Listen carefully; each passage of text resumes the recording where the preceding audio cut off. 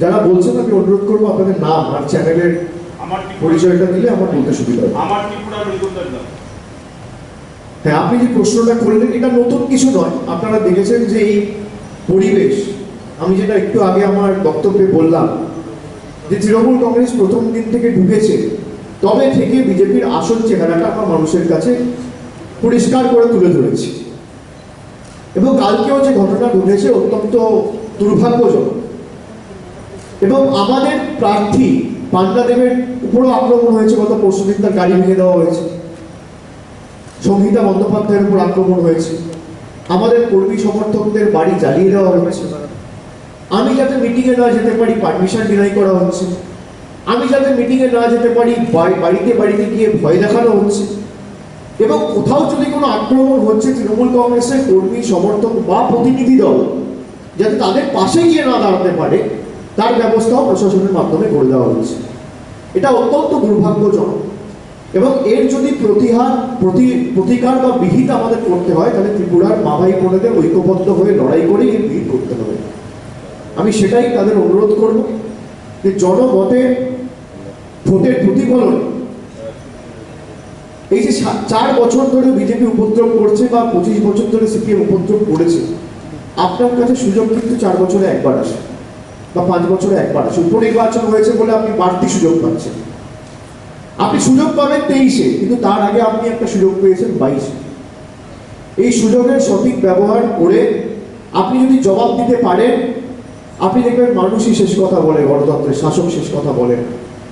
যে কোনো প্রদেশে, যে কোনো রাজ্যে আইনের শাসন চলে, শাসকের আইন চলে না।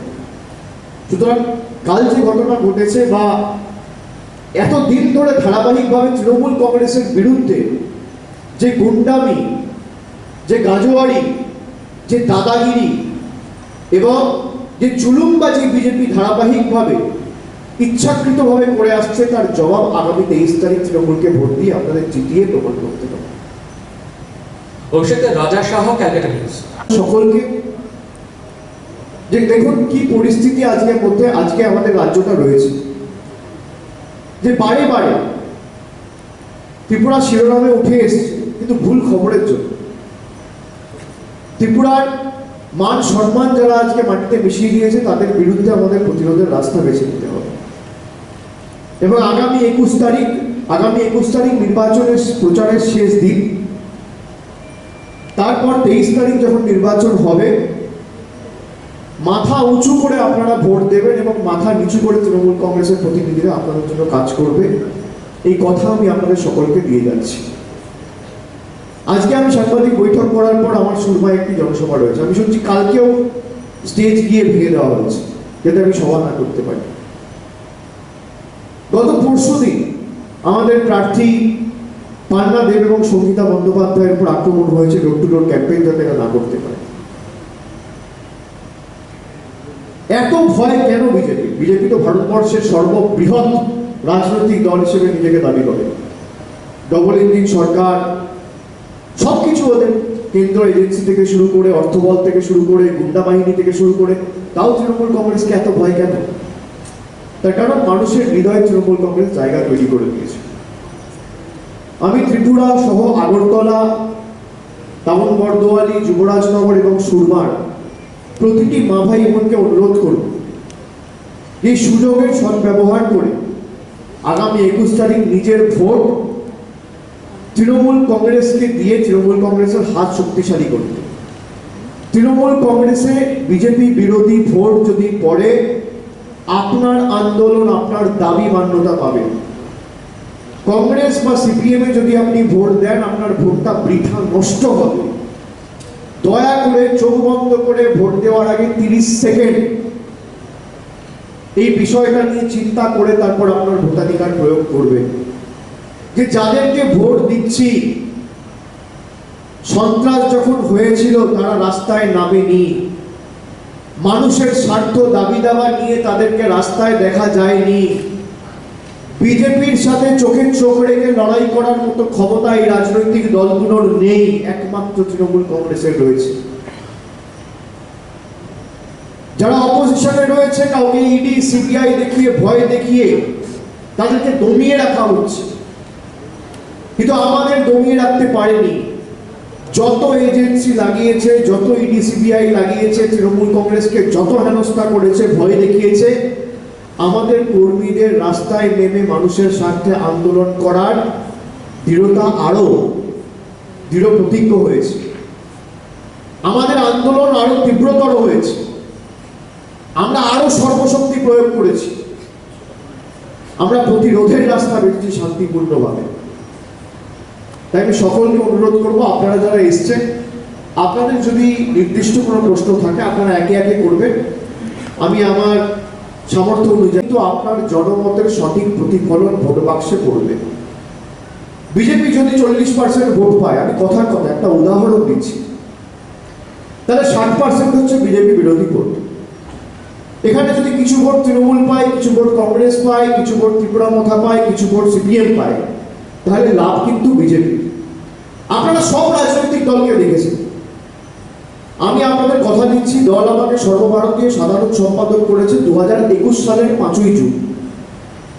আমি 1.5 মাসের মধ্যে ত্রিপুরায় পা রেখেছি এবং আপনারা নিজেরা উপলব্ধি করেছেন যে 2011 সালে হয়তো তৃণমূল ত্রিপুরা এসছে, 16তেও হয়েছিল, কিন্তু আজকের তৃণমূল আর 2011 তৃণমূল বা 16 তৃণমূলের মধ্যে আকাশ পাতাল গুরুত্ব রয়েছে, আকাশ পাতাল পার্থক্য রয়েছে। আজকের তৃণমূল চোখরাঙানিকে ভয় পায় না। আজকের তৃণমূল মাঠ ছেড়ে যাবে না। আজকের তৃণমূল মানুষের জন্য কাজ করতে বদ্ধপরিকর। আজকের তৃণমূল ত্রিপুরার মানুষের জন্য, ত্রিপুরার গণতন্ত্র পুনরুদ্ধার করার জন্য বদ্ধপরিকর। আজকের তৃণমূল ত্রিপুরা থেকে বিজেপিকে এবং স্বৈরাচারী শক্তিকে উৎখাত করতে শেষ রক্তবিন্দু পর্যন্ত লড়াই করতে বদ্ধপরিকর। এটাই হচ্ছে পার্থক্য। আমি আপনাদের সকলকে অনুরোধ করব যে যেভাবে ওরা সন্ত্রাস, দুঃশাসন কায়েম করে, গুন্ডারাজ কায়েম করে ত্রিপুরার মান সম্মান মাটিতে মিশিয়ে দিয়েছে, ত্রিপুরাবাসী হিসেবে আপনাদের এই লড়াইয়ের বিরুদ্ধে রুখে দাঁড়াতে হবে। বিগত পুরসভা ভোট হোক, লোকসভা ভোট হোক, আপনারা নিজেদের ভোট নিজেরা দিতে পারেননি, এমনকি ক্যান্ডিডেটরাও ভোট দিতে পারেন। যারা বিভিন্ন রাজনৈতিক দলের প্রার্থী হয়েছিলেন তারাও নিজেদের ভোটাধিকার নিজেরা প্রয়োগ করতে ব্যর্থ হয়েছে। যে আপনার ভোট গিয়ে বিজেপির গুন্ডা বাহিনী দিয়ে দিয়েছে। এবার রুখে দাঁড়াতে হবে। যেখানে যা সাহায্য সহযোগিতা দরকার, তৃণমূল কংগ্রেস সর্বশক্তি প্রয়োগ করে সামগ্রিকভাবে আমরা আপনাদের সাথে রয়েছি। যেখানে যা দরকার হবে আমরা মাটি কামড়ে পড়ে থাকবো। আপনি বলুন তো, 2018 সালে বিজেপির সরকার হয়েছে, কেন 2022 সালে বিজেপির মুখ্যমন্ত্রী বদলাতে হচ্ছে? তার কারণ তৃণমূল কংগ্রেসের মাটিতে পা রেখেছে বলে। বিজেপির মুখোশের আড়ালে যে মুখটা আছে সেটা আমরা মানুষের কাছে তুলে ধরতে পেরেছি বলে, আসল চেহারাটা মানুষের কাছে আমরা তুলে ধরতে পেরেছি বলে।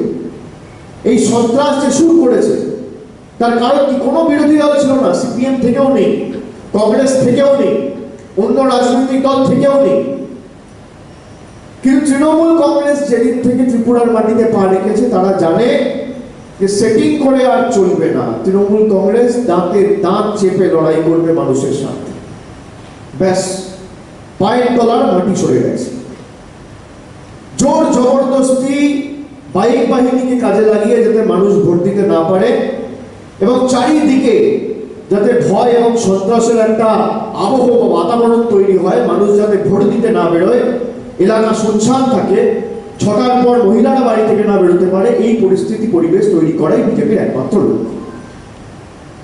এবং আমরা এসেছি বলে আমি আবার বলছি, আমি তো বলেছিলাম বিপ্লব দেব নয়, বিগ ফ্লপ দেব। তবে বলেছিলাম 2022 সালে বলে, 2021 সালে বলেছি। 2022 সালে বিজেপির মুখ্যমন্ত্রী বদলেছে, তার কারণ তারা উপলব্ধি করেছে যে তৃণমূল কংগ্রেসকে আটকাতে গিয়ে যে সন্ত্রাসে, যে দুঃশাসনে, যে গুন্ডারাজে সাহায্য বিজেপিকে নিতে হয়েছে, মানুষের হৃদয় থেকে বিজেপি সরে গেছে। বিজেপির সাথে গুন্ডা রয়েছে, বিজেপির সাথে অর্থবল রয়েছে, বিজেপির সাথে যারা গাজোয়ারি করে ভোট নেয় তাদের শক্তি রয়েছে, কিন্তু তৃণমূল কংগ্রেসের সাথে মানুষের শক্তি রয়েছে। আর যত বড়ই রাজনৈতিক দল হোক না কেন, যত বড়ই রাষ্ট্রশক্তি হোক না কেন, গণতন্ত্রের শেষ কথা বলে গণদেবতা মানুষ। যদি মানুষ সম্মিলিত হয়ে, ঐক্যবদ্ধ হয়ে, সংগঠিত হয়ে প্রতিহত করার সিদ্ধান্ত নেয়, প্রতিরোধের রাস্তা বেছে নেয়, ভারতবর্ষ কেন পৃথিবীর যত রাষ্ট্রশক্তি আছে তারা যদি এক ছাতার তলায় চলে আসে, মানুষকে প্রতিহত করতে পারে না। তাই মানুষ যখন সিদ্ধান্ত নিয়েছে, আজকে মানুষ সিদ্ধান্ত নিয়েছিল বলে তৃণমূল কংগ্রেস আগরতলা পুরসভা নির্বাচনে 20% বেশি ভোট পেয়েছে। আমরা দ্বিতীয় স্থানে উঠে এসেছি।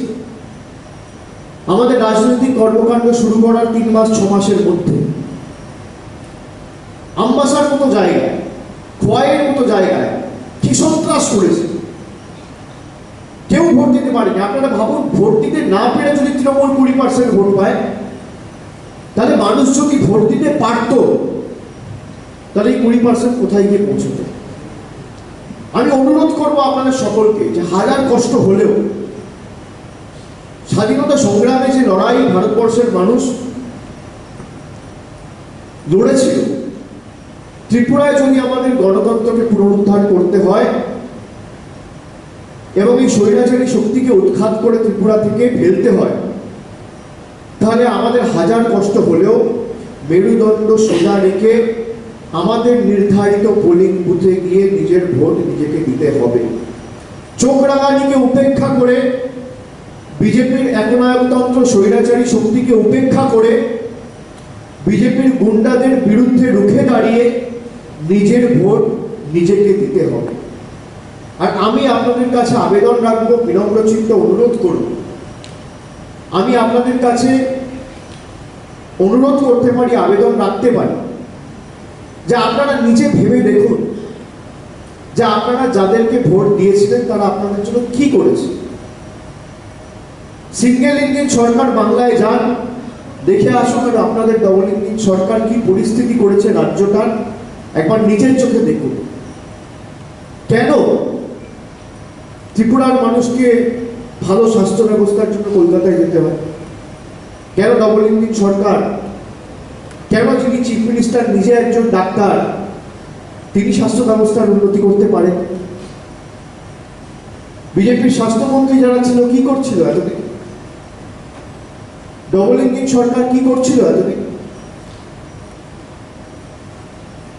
এখান থেকে যারা বাংলায় যান চিকিৎসার জন্য, পর্যটনের জন্য, আমাকে অনেকে বলেছে যে আমাদের যদি একটা সহায়তার ব্যবস্থা করা হয় আমরা অত্যন্ত উপকৃত হই। আমি নিশ্চিত করে ত্রিপুরা নয়, উত্তর পূর্বে যারা বাংলায় যান আমি সকলকে বলতে পারি যে আমরা ইতিমধ্যে মুখ্যমন্ত্রীকে এই বিষয়টি জানিয়েছি, তার জ্ঞাতার্থে এনেছি এবং একটা সহায়তা কেন্দ্র এয়ারপোর্ট এবং ট্রেন স্টেশন আমরা রাজ্য সরকারের তরফ থেকে অনুরোধ করেছি যাতে চালু করা যায় ত্রিপুরার মানুষের সাহায্যে এবং সহায়তা। সেটা অতি শীঘ্রই আমরা করি। কিন্তু আমি অনুরোধ করবো আপনাদের যে এই গুন্ডারাজের বিরুদ্ধে, আমি যেটা বারবার আমার রাজনৈতিক কর্মসূচি বা আমার বক্তব্যে আমি বলে থাকি যে দুয়ারে গুন্ডা নয়, দুয়ারে সরকারের মডেল আমাদের আগামী দিন ত্রিপুরার মাটিতে তৈরি করতে হবে। এটা করতে পারেন একমাত্র আমরাই মানে তৃণমূল কংগ্রেস এবং ত্রিপুরার মানুষ। আপনাদের যদি সমর্থন, সহযোগিতা, ভালোবাসা, আশীর্বাদ এবং সহযোগিতা না থাকে, তৃণমূল কংগ্রেস কোনোদিন এই জায়গায় পৌঁছাতে পারবে না। এমএলএ চিফ মিনিস্টারদের রাস্তায় নামতে দেখা যায়, জল জমছে তিনি নিয়ন্ত্রণ করছেন ভার্চুয়াল সেক্রেটারিয়েট থেকে বসে, আর আমাদের কর্মী সমর্থকরা রাস্তায় নেমে মানুষের পাশে দাঁড়িয়েছে। আপনার সুখে, আপনার আনন্দে হয়তো আপনি তৃণমূল কংগ্রেসকে পাননি, কিন্তু আপনার দুঃখে, আপনার বিপদে, আপনি যখনই কোনো সমস্যার সম্মুখীন হয়েছেন তৃণমূল কংগ্রেস আপনার পাশে এসে দাঁড়িয়েছে। 245 কোটি টাকা বরাদ্দ করা হয়েছে গত 4-5 বছর এই আগরতলাকে স্মার্ট সিটি করার জন্য। এই টাকা কোথায় গেল আমি যদি প্রশ্ন করি, বিজেপির নেতারা উত্তর দিতে পারবে? 1 কোটি, 2 কোটি, 5 কোটি নয়, 245 কোটি টাকা। এই টাকা কোথায়? কেন আজকে রাস্তাঘাটের এই অবস্থা, শিক্ষা ব্যবস্থার এই অবস্থা, কৃষিক্ষেত্রে ত্রিপুরা পিছিয়ে, বেকারত্বের হার যদি আপনি দেখেন, আর এই তথ্য আমার না, CMIB তথ্য যদি আপনি দেখেন, centre of monitoring of Indian economy, তার যে পরিসংখ্যান তথ্য, ত্রিপুরায় বেকারত্বের হার 18%, বাংলায় বেকারত্বের হার 4%। আমি তথ্য পরিসংখ্যান দিয়ে বলছি, আমি মিথ্যা কথা বললে আমার বিরুদ্ধে মামলা হোক, কোর্টে গিয়ে ডিফামেশন ফাইল করুক, আমি লড়ে নেব, কিন্তু যেটা সঠিক তথ্য মানুষের কাছে উপস্থাপিত করার দায়িত্ব আমাদের। বিজেপির যে কেন্দ্রের সরকার, স্বরাষ্ট্র দপ্তর, হোম মিনিস্টারের আন্ডারে NCR, national crime record bureau, তার তথ্য বলছে যে উত্তর পূর্ব ভারতে রাজনৈতিক সন্ত্রাস, পলিটিক্যাল ভায়োলেন্স যদি সব থেকে বেশি কোনো রাজ্যে হয়, সেই রাজ্যটির নাম ত্রিপুরা। ত্রিপুরা শিরোনামে, কিন্তু দুর্ভাগ্যজনকভাবে নেতিবাচক কারণ, নেগেটিভ নিউজে ত্রিপুরা আজকে 1 নম্বরে, বেকারত্বে ত্রিপুরা 1 নম্বরে, রাজনৈতিক সন্ত্রাসের ক্ষেত্রে ত্রিপুরা 1 নম্বরে, আর অন্যদিকে 100 দিনের কাজে বাংলা 1 নম্বরে, শিক্ষাক্ষেত্রে বাংলা 1 নম্বরে।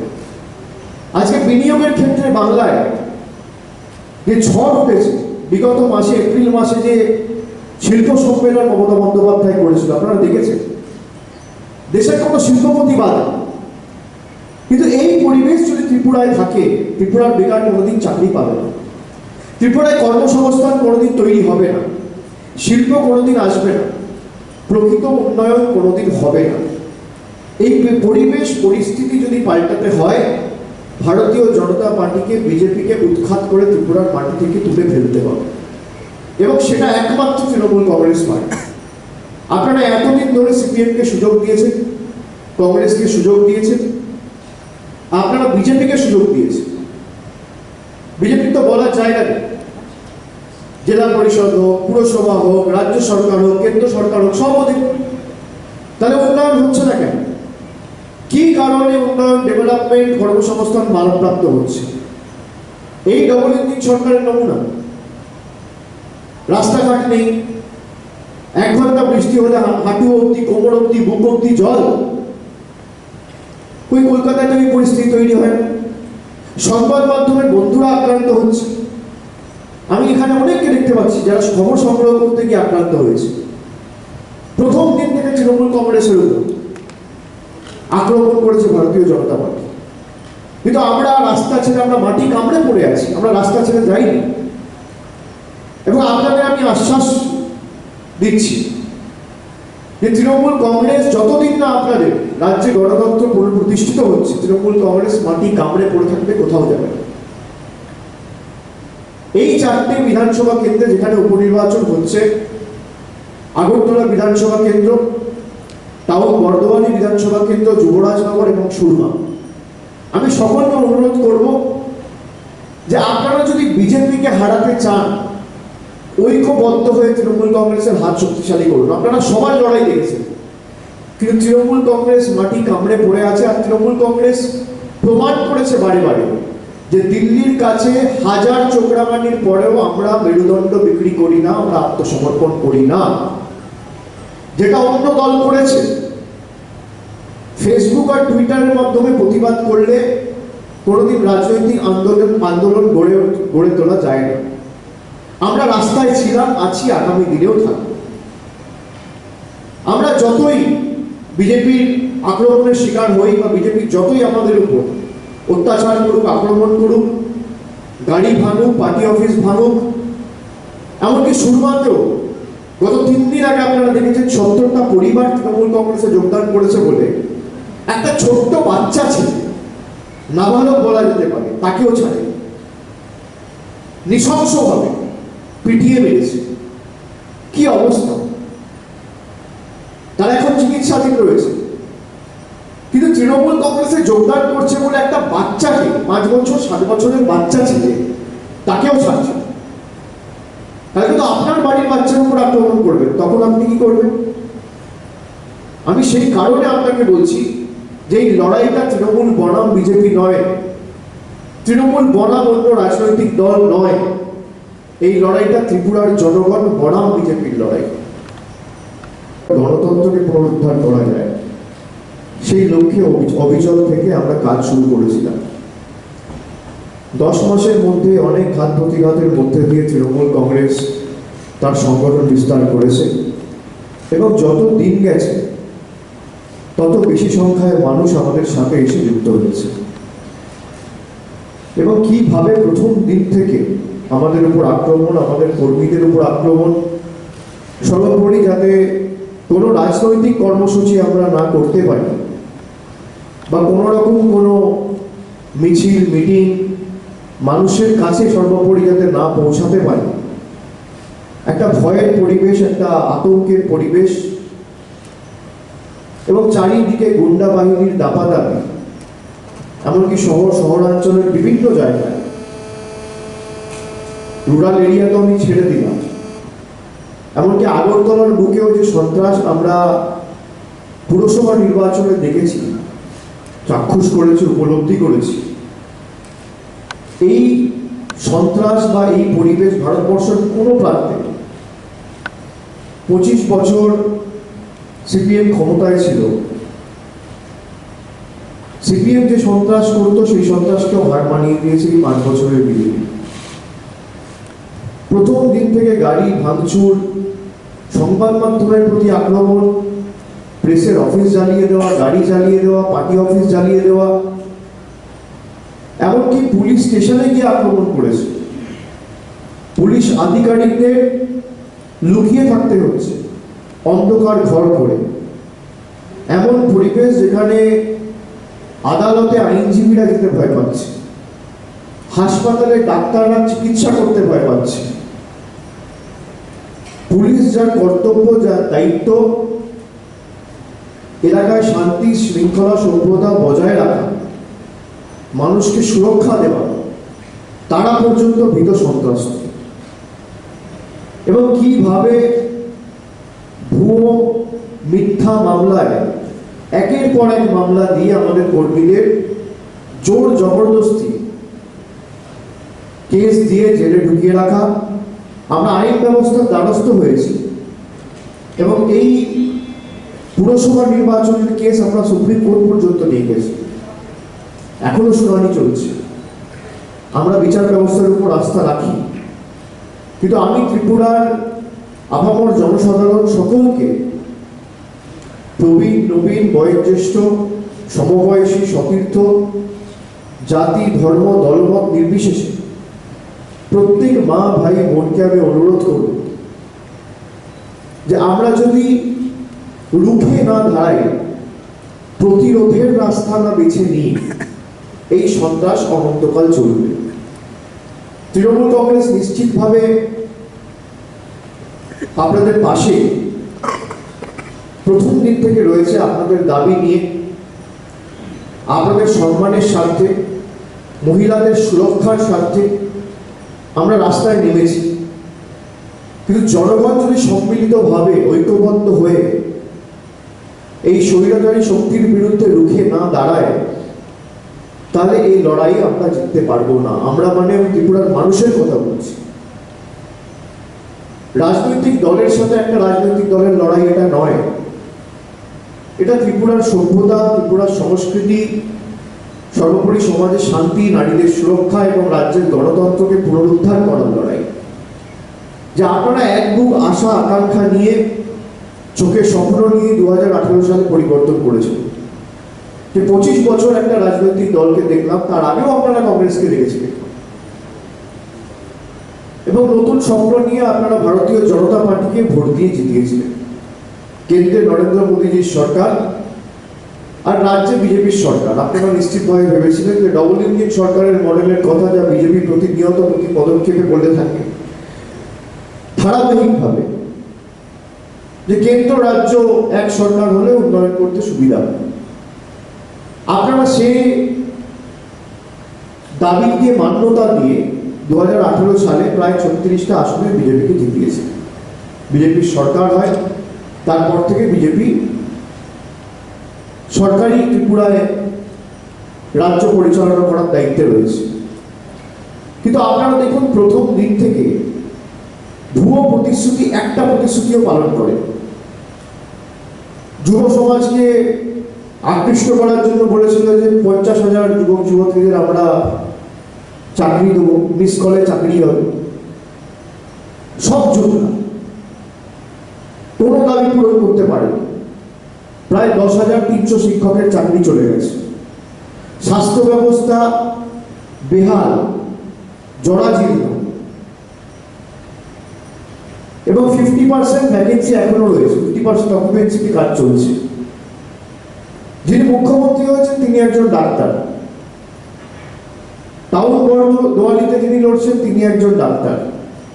তাহলে স্বাস্থ্য ব্যবস্থার এমন বেহাল দুর্দশা কেন? যুবরাজনগর থেকে সব থেকে কাছের ব্লাড ব্যাংক প্রায় 10-12 কিলোমিটার দূরে। একটা গর্ভবতী যদি মহিলা, তাকে হাসপাতালে পৌঁছাতে হয়, কাঁধে করে কোলে করে নিয়ে যেতে হয়, রাস্তার এমন বেহাল অবস্থা। এই হচ্ছে ডবল ইঞ্জিন সরকারের নমুনা। 1 ঘন্টা বৃষ্টি হলে নামে স্মার্ট সিটি, গর্ব করে বলে যে আগরতলাকে আমরা স্মার্ট সিটি করেছি। স্মার্ট সিটির নমুনা কি? 1 ঘন্টা যদি বৃষ্টি হয়, এই বুক অব্দি জল হচ্ছে। বাম, টেস্টেড, পরীক্ষিত, প্রত্যাখ্যাত